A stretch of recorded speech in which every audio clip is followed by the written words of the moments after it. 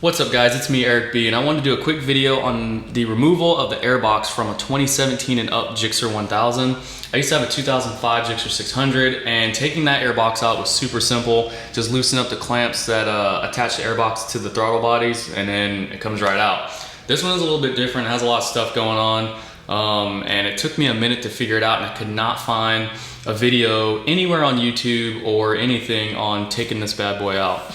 So it's real quick. I pretty much already have everything, loosened up, taken out, disassembled, whatever you want to call it, just because I was already working on it already and I just wanted to do this video for you guys. So I'm just going to show you how to do it right quick. So basically, I believe this is like the secondary fuel rail. You want to go ahead and there's two bolts that go on top. You want to take those out and that pops right out. So then you just kind of move that back out of the way.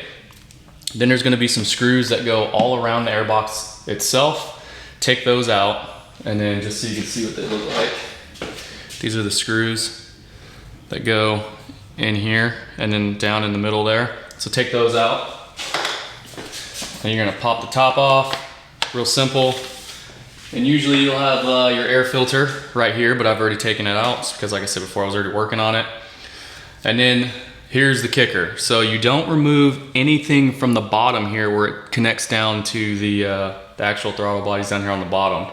You're just gonna take the screw out here that connects it to the frame, and then there's going to be 3 screws or bolts on each of these stacks here. So I already have it loosened up. So there's 1, 2, 3. You're just gonna unloosen those, take those out like so, and then pop this bad boy on out.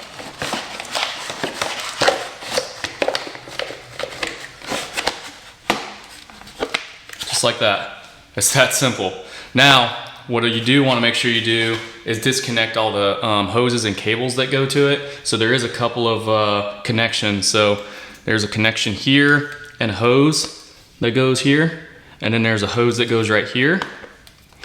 And then there's also a connection that goes right here on this side, right here. Just slide that whole assembly off and it comes right off. So 1, 2, 3, 4 connections that you gotta disconnect, and that's it.